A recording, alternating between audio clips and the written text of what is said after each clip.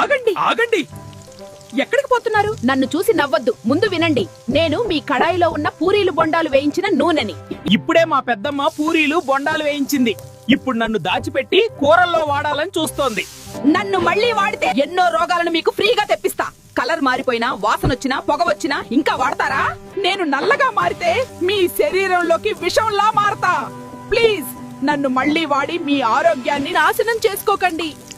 నేను మా పెద్దమ్మకి చెప్తా, మీరు అందరికీ చెప్పండి.